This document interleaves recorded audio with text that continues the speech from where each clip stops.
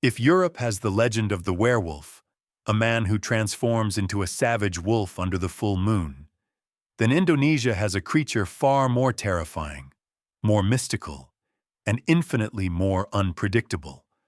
Asu Baung. It's not just its appearance that chills the spine, but also its origin story, one steeped in curses, suffering, and vengeance from the unseen world.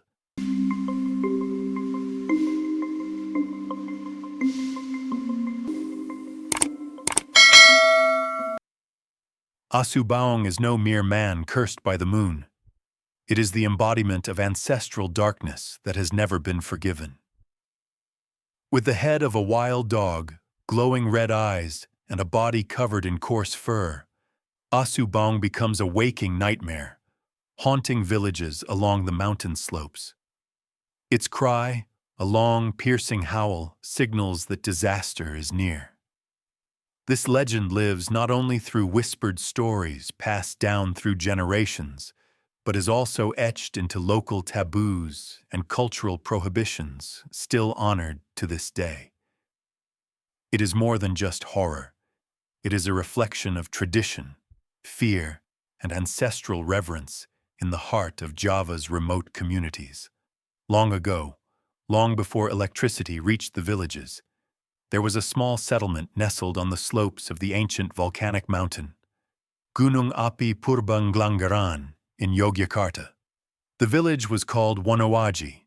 Hidden deep within dense forests and thick underbrush, few outsiders knew the way there, as the only access was a winding footpath that could vanish into the mist within minutes. In Wonowaji lived a young man named Sutarta, the only son of an old shaman named Ki Batoro, the guardian of tradition and protector of the village. Ki Batoro was known for his wisdom, but also for his strict nature. He held many ancestral secrets that were not to be revealed to anyone, not even to his own son. But Sutarta was a headstrong youth. His curiosity went far beyond the bounds of custom. One night, while Ki Batoro was away in a neighboring village to lead a ceremonial rite, Sutarta sneaked into the Pawanhitam, a forbidden underground chamber that his father had strictly warned never to enter. Inside the Pawanhitam, Sutarta discovered an ancient relic, a black mirror, said to reveal a person's true form. Without hesitation, he stared into the mirror. Instantly, the wind whipped through the room, the oil lamp went out, and a long, piercing scream echoed from within the mirror's shadow. The mirror was no ordinary heirloom.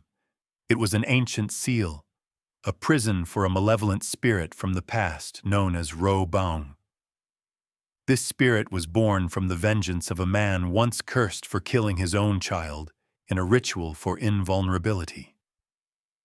When the seal was broken, the spirit merged with Sutarta's body. That night, villagers heard a howl, like a wolf's, but heavier, deeper, and far more soul-wrenching. Those who ventured out to find the source were found dead the next morning, their bodies torn apart as if by a wild beast. When Ki Batoro returned, he immediately knew what had happened. With a shattered heart, he banished his own son into the forbidden forest. He erected barriers of sacred prayers and summoned shamans from across the land of Java to help reseal the spirit. But nothing could defeat Ro Baung. It had fused with Sutarta's blood. From that night on, the name Asu Baung began to be whispered, not as folklore, but as a living curse born from human recklessness and the failure to guard ancestral secrets. Ki Batoro later vanished without a trace. Villagers believed he sacrificed himself to imprison his son and keep the village safe. Since then, Wonowaji became a place people feared. No one dared settle there. They left behind only a wooden sign at the village's entrance reading, Sing Mlebu Wontaji, Ora Kabeh Iso Bali. Those who enter Wonowaji, not all will return. 10 years had passed since Wonowaji was abandoned. But the fear never truly faded. Villagers from nearby settlements often reported hearing strange howls during full moon nights. Long, deep, echoing cries that rolled from valley to valley, as if coming from something utterly lonely or deeply enraged. One night, in the village of Radeharjo, several farmers discovered their goat pens in ruins. 7 goats had vanished, leaving behind only pools of blood, scattered bones, and large claw marks etched into the wet soil. The villagers quickly connected the incident to the old legend. Asubaung had emerged from the forbidden forest. Panic swept through the village. People began scattering salt in front of their homes, lighting torches to burn through the night, and hanging moringa leaves above every doorway. The village elders revived long-abandoned protective chants and rituals, but the terror did not stop. Just a few nights later, a teenage girl named Rena disappeared on her way home from a friend's house. The last person to see her said she had been walking alone near the edge of the forest. The next morning, only her shoe and a torn piece of clothing caught on a branch were found.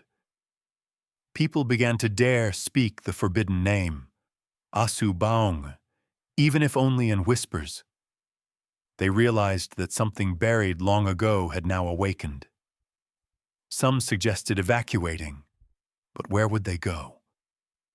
Asubaung could not be held back by village borders. He was a shadow that lived within the fear of mankind. Amid the growing panic, an old, mysterious man appeared. He introduced himself as Ki Sambara, a former student of Ki Batoro.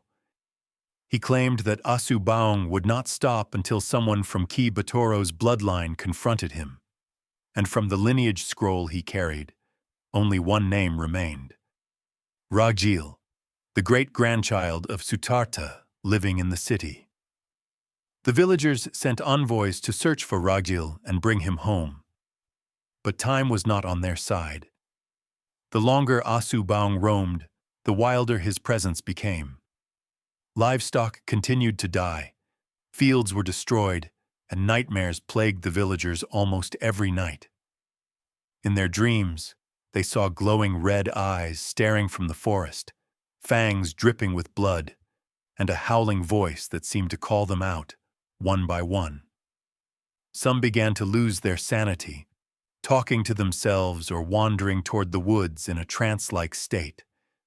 The terror had evolved, from physical to spiritual. The villagers began to believe that Asubaung was no longer just a beast that devoured bodies. He was a curse eating away at their souls, piece by piece. And behind it all, the eyes of the forest kept watching, waiting, shifting. In a crowded corner of Yogyakarta city lived a humble young man named Ragil Satmoko. He was 22 years old. By day, he worked as a warehouse guard and lived in a small rented room. There was nothing particularly special about his life, except for the recurring nightmares that had haunted him since childhood. The dream was always the same. He stood in the middle of a forest, shrouded in darkness, surrounded by distant howls. In the hazy shadows, a massive creature with a dog's head watched him from afar. He didn't know what the creature was, or perhaps deep down, he did, but refused to acknowledge it. Ragil was raised by his mother, a strong-willed woman who never spoke of the past. His father had died when Ragil was still a baby. His mother forbade him from ever returning to their ancestral village, and she warned him to avoid anything related to mountains or forests. But everything changed when an old man came to his room, carrying a letter from the village of Ngadiharjo. "My name is Ki Sambara. I've come because of the blood that flows in your veins," the man said softly. At first, Ragil thought the old man was insane. But when Ki Sambara showed him a detailed family tree and mentioned the name Ki Batoro, something strange stirred inside Ragil, a painful vibration as if a voice wanted to scream from within his chest. "If you don't return," Kisambara warned, "the village will fall. The spirit is seeking its bloodline. You cannot escape your fate." Rajal refused, but after the old man left, strange things began to happen. The mirror in his room shattered on its own, though no one had touched it.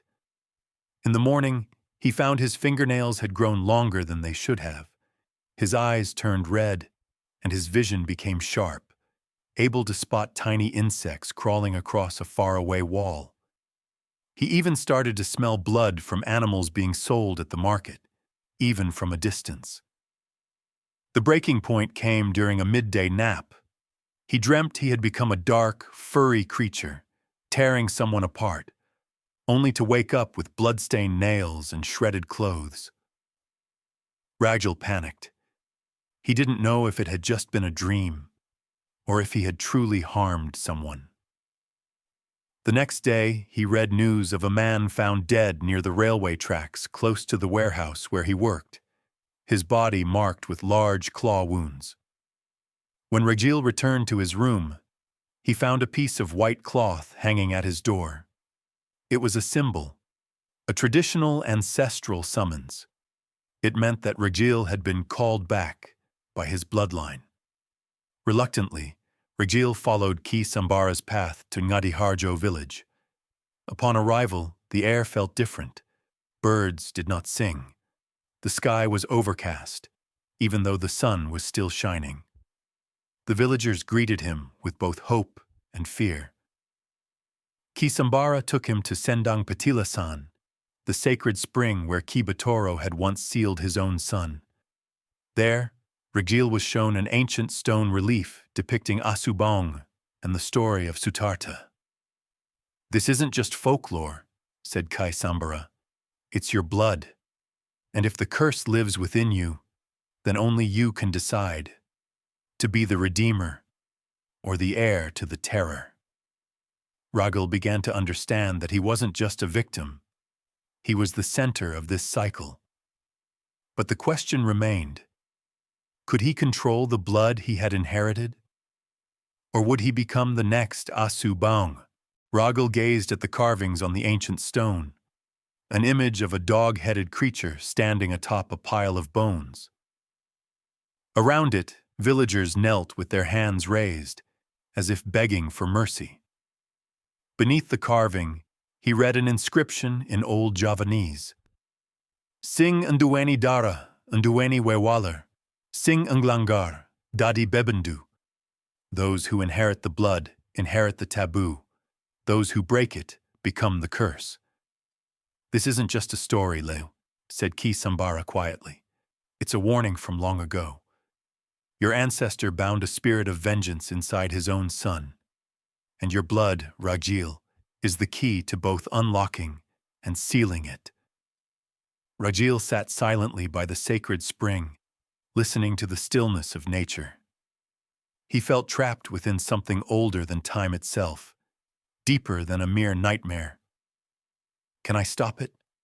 he asked in a low voice. Kisambara didn't answer immediately. Instead, he handed Rajil an ancient scroll made of dried lontar leaves, brownish in color, fragrant with incense. The scroll was written in Old Javanese script, legible only to those trained in the sacred knowledge of ancestral lore.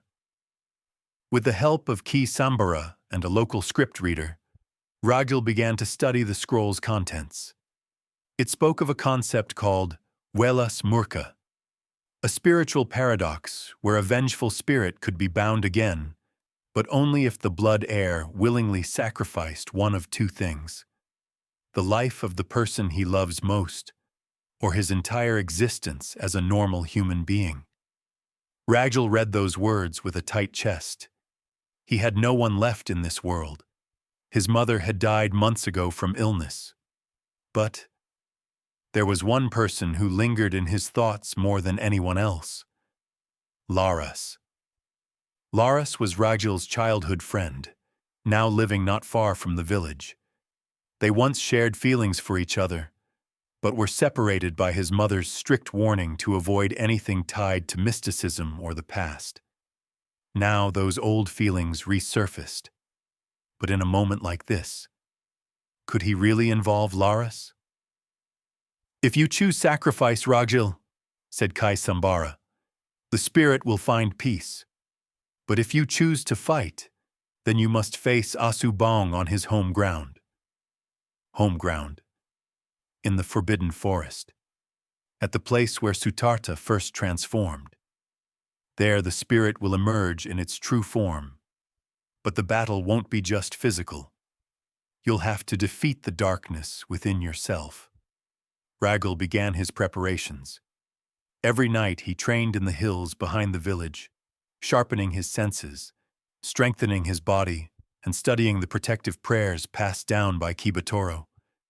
But during each meditation, the image of Asubong grew stronger, more vivid, closer, until one night, he didn't just dream of Asubong, he became it. He woke in the middle of the forest, his body covered in coarse fur, claws sharpened, breath heavy. He looked into a puddle of water and saw his reflection. A dog's head, glowing red eyes. He was Asubong. Before he could act, the sound of gamelan echoed in the distance. Gentle melodies and sacred chants floated from the direction of the village. Ki Sambara was protecting the people, with music and prayer. That was the first night Rajil truly felt the curse take form within him. And he knew then. The time was running out. The morning after his transformation into Asubong, Ragil sat silently beneath the ancient banyan tree at the center of the village. His body ached, stiff with tension. Around him were claw marks on the tree's bark, torn earth, and dried bloodstains among the bushes. But there were no victims. Not yet. Ki Sambara approached, carrying a cup of bitter jamu and a rolled piece of white cloth. "You changed," he said calmly, without judgment. "But you came back. That means you still have control." Rajil lowered his head in silence. "In the past," Kai Sambara continued, "Sutarta couldn't return. Once he transformed, he became fully Asubong.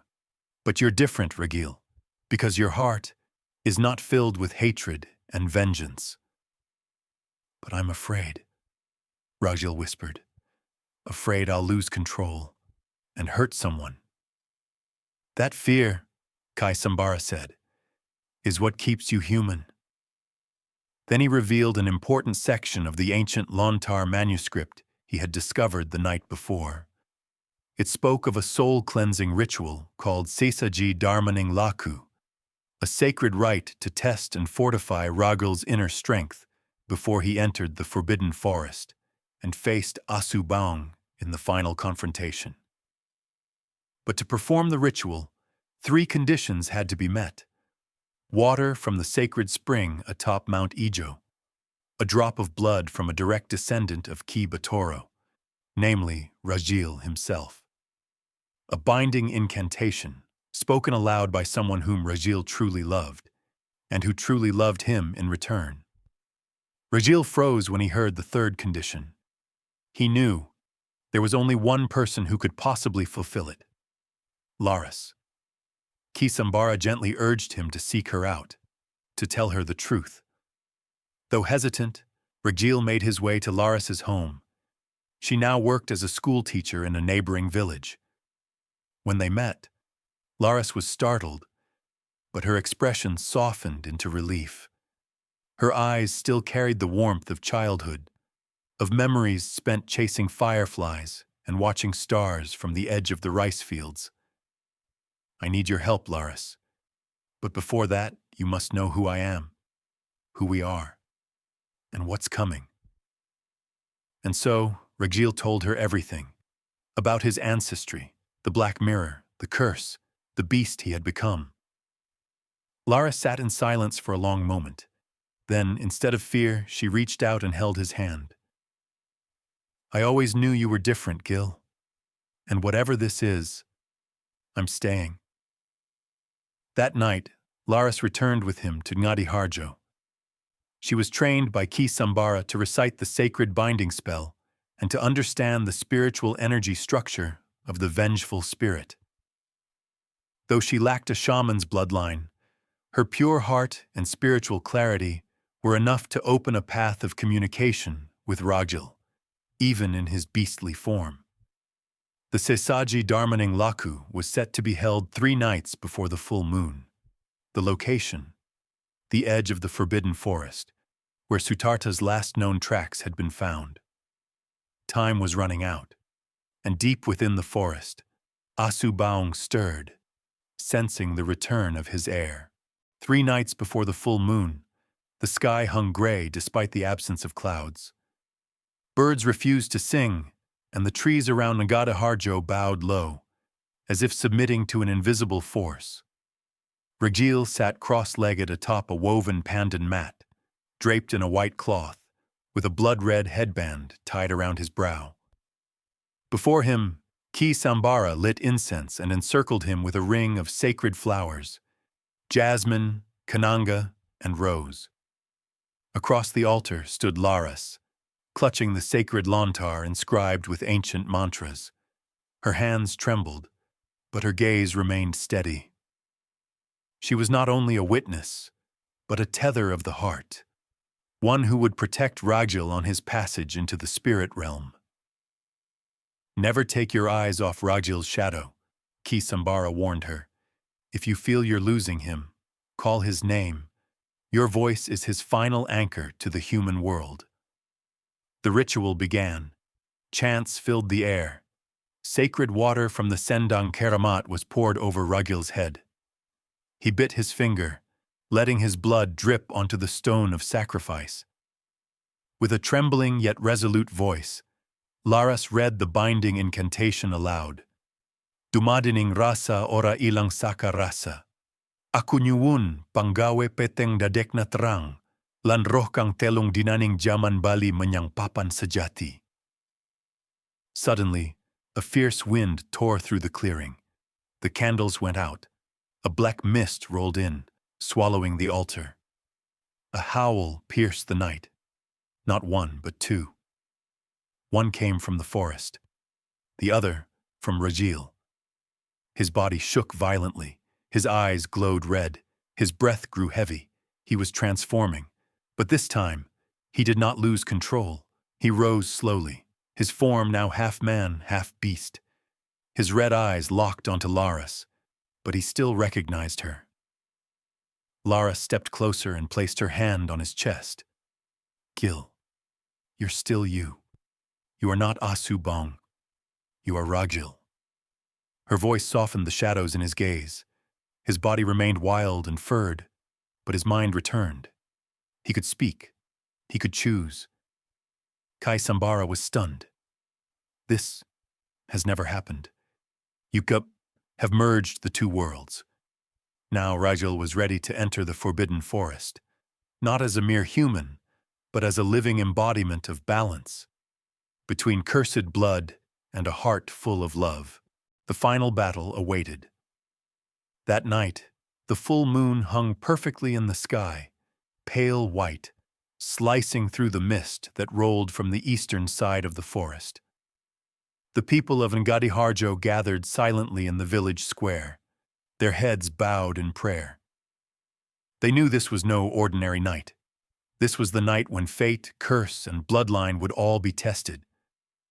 Rajil stood at the forest's edge, his body in transitional form, half human, half beast. Coarse fur covered his limbs, his eyes burned red, but his soul remained whole. In his hand was the ancestral spear of Ki Batoro, Tombak Sontok Lintang, a spiritual weapon that could pierce the veil between worlds. It could not harm the flesh, but it could sever the ties of restless spirits. Ki Sambara stood behind him, offering his final blessing. You won't be alone, Rajil. But in the forest, your heart is your only light. Do not let darkness consume your spirit. Laris was there too. She embraced him, resting her forehead on his now taller, more powerful chest. "I believe in you," she whispered. "Whatever happens, come back to me." Rajal nodded once, and then he stepped into the forbidden forest. The forest was no ordinary woods. It was disconnected from time. Voices from the past whispered among the branches. Shadows moved without shape. The air reeked of rot and old blood. Rajal walked slowly. Every step weighed heavy, not from his body, but his soul. He saw the shadow of a crying child behind a bush. When he approached, its face turned into a skull and vanished with the mist. Halfway through his path, Rajal encountered a version of himself, but darker. This Rajal was full of hatred, anger at losing his mother, anger at the curse, at being abandoned, at being different. "Why stop me?" the shadow hissed. "With our power, we could make them all pay. Everyone who hurt you." "I don't want revenge," Rajal replied. "I don't want to be a monster." "You already are," the shadow sneered, and disappeared. The spiritual trials continued. He heard his mother's voice, Laris's voice, even the villagers' accusations, blaming him for Asubang's terror. But he kept walking. Until finally, he reached the heart of the forest, an open clearing with a giant black stone at its center. And there stood Asubang. The creature was far more terrifying than Rajal had ever imagined. Nearly 3 meters tall, with jet-black fur covering a muscular frame. Fangs jutted from its snarling mouth. But the most haunting part were its eyes. 2 burning red voids filled with centuries of pain. "Asubang, Sutarta," Rajal whispered. The beast growled, but its gaze held curiosity. It recognized Ragal's blood. Without warning, the battle began. Ragal lunged forward, thrusting Tombak Sontok Lintang, but Asubang dodged and countered with a savage claw strike. Ragal was thrown backward, his chest torn open, but his cursed blood allowed him to heal quickly. The fight was brutal. Asubang attacked with beastly fury. But Ragil began to understand his movements. This wasn't just an evil creature. It was a suffering soul, directionless, imprisoned in its own torment for generations. And at that moment, Ragil stopped fighting. He dropped the spear. Asubang paused, confused. His eyes narrowed, ready to strike again. But Ragil stepped forward and embraced him. "Forgive them. Forgive us for passing your pain down through blood." From outside the forest, the sound of gamelan gently echoed. Laris and the villagers chanted prayers. A holy light enveloped the clearing. Asubang howled, not with rage, but with grief. And slowly, his body dissolved into ash. The white mist swallowed Asubang's fading form. In Ragil's arms, he felt an unseen tremor, like a spirit trying to speak without a mouth to form the words. "I won't inherit your hatred," Ragil whispered. "I don't hate you. I forgive you." Suddenly, Asubang let out one final growl. It echoed through the trees and pierced the sky. But this time, the howl was not a threat. It was a farewell. And then, silence. Asubang vanished completely. The forbidden forest grew still. Even the wind ceased to move. Rajal collapsed to the ground. His breath was ragged. As the curse's power slowly left his body, his wounds re-emerged. Blood trickled from his forehead, chest, and back. He had returned fully to his human form, but now bore scars that would never fade. Yet he smiled. "It's over," he murmured before slipping into unconsciousness. The next morning, the villagers of Ngadiharjo found Ragil lying at the edge of the forbidden forest. Laris was the first to reach him, tears pouring as she held his limp body tightly. Kisambara arrived with the village elders. They bowed their heads in reverence, understanding that the night before marked not only the end of a curse, but the closing of a dark chapter passed down through generations. The entire village held a 7-day ceremony of thanksgiving. During the final night, Ragil stood at the sacred spring, dressed in clean white garments. His body appeared normal, but there was a new weight behind his eyes, an unspoken wisdom. "I'm no hero," he told the villagers. "I just chose not to seek revenge. And it turns out, that was enough to break the cycle of fear." The villagers wept. Prayers rose into the night sky. And for the first time in decades, no howls echoed from the forest. 2 years later, Ragil and Laris now lived in a modest home at the edge of the once feared forest. That forest had become a protected cultural and spiritual zone. People no longer feared it. Instead, they cared for it, cleaning the paths, planting sacred trees, and honoring its history. Ragil became a young spiritual guide. He taught the village children the importance of preserving heritage, but also the power of forgiveness and free will. Inside his home was a special room. It housed the black mirror that once imprisoned the vengeful spirit. But now, the mirror held no dark aura. It simply reflected, like any ordinary mirror. "Why do you keep it?" Laris asked him one evening. "Because we must remember," Ragil answered, "that in every person, there's always a choice to become light or to become darkness." And as night returned, Ragil sat on the porch of his home, gazing at the forest that now slept peacefully. He knew Azubong was gone, but the story would live on. A reminder that a curse is not passed down through blood, but through the choices we make. Living in the village after becoming part of a legend wasn't easy. Though the people of Ngadiharjo had accepted Ragil as a savior, whispers still lingered in the corners of coffee stalls about the Baong blood that flowed through him, about the possibility that the curse might one day return. Ragil didn't blame them. Instead, he built a cultural learning house, a place where he taught oral history, ancient script, and most importantly, how to distinguish myth from reality. "Fear can be inherited," he said during one of his open discussions with the village youth. "But so can courage. The choice of which one we pass on is ours." Laris, now his wife, also played an active role. She opened learning spaces for women and children.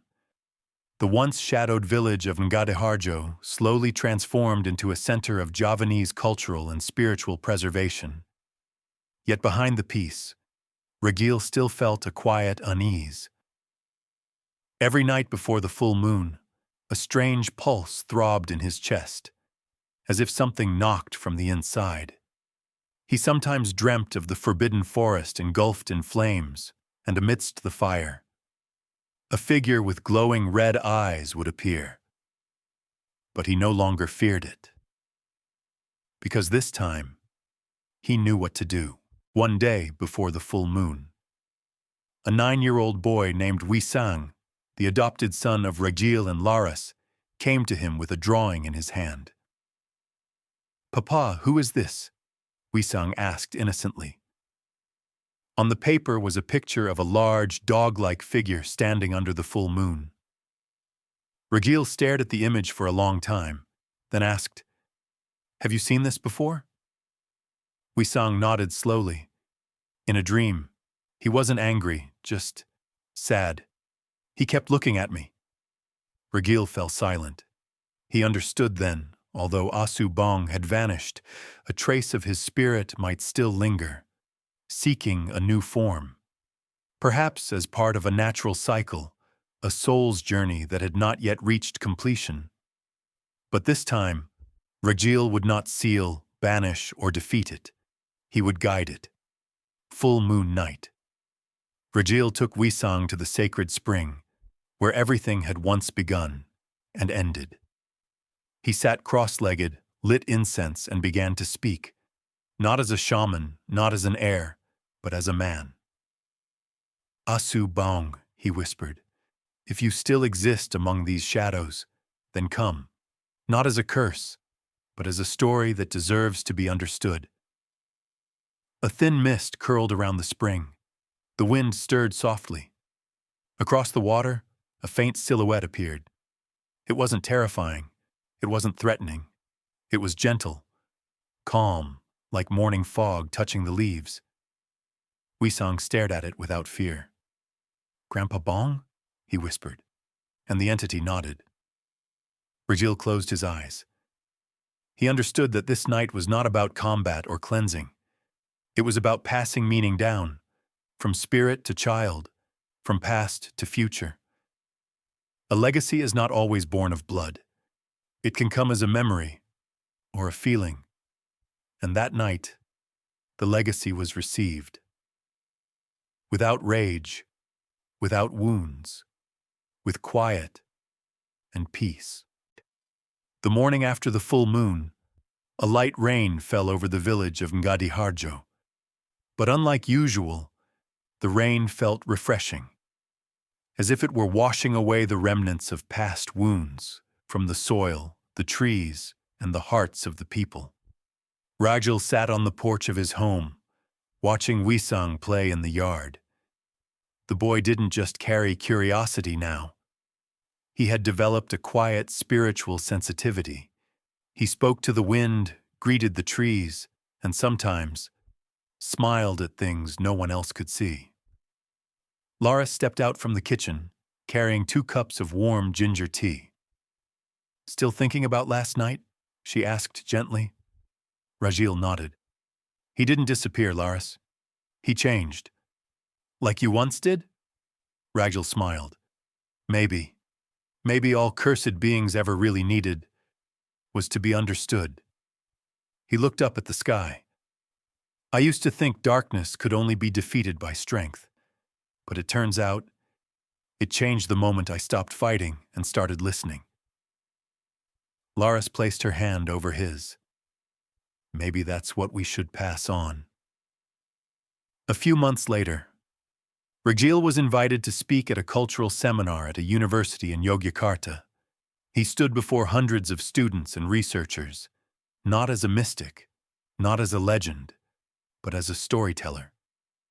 He spoke of Asu Baung, not as a horror tale, but as a crystallization of collective fear, rooted in generational trauma, forgotten wars, and broken traditions. "Legends like this," he said, as a painting of Asu Baung appeared on the screen, "aren't meant to scare children. They're reminders that darkness persists when we refuse to look within." He paused, letting the room settle. "And sometimes," he continued, "what we call a curse is really just a wound left unhealed." In a quiet corner of a Javanese cultural library, a new manuscript now rests on the shelf. The Legend of Asu Baung, a tale of blood, wounds, and forgiveness. Written by Rajil, son of Ki Sutarta. Published by the Nusantara Ancestral Heritage Foundation. The manuscript is more than just a horror story. It includes interviews with villagers, oral histories, hand-drawn illustrations by Wisang, and carefully restored ancient mantras. Recompiled not for ritual use, but for the preservation of culture. The legend of Asu Baung is no longer cloaked in fear. It has become part of identity, a mirror reflecting the truth that within every human being there lies a beastly side, but also love, also forgiveness, and always the choice not to pass on the wound. One quiet night, many years later, a small child sat on his grandfather's lap beneath the warm glow of an oil lamp. "Grandpa?" the child asked. "Can you tell me the story of Asu Baung?" The old man smiled gently. "All right," he said, "but listen closely. Because this story isn't just a tale, it's a story about who we are. And so the legend came to life once more, not to frighten, but to remind that even in darkness, there is always light.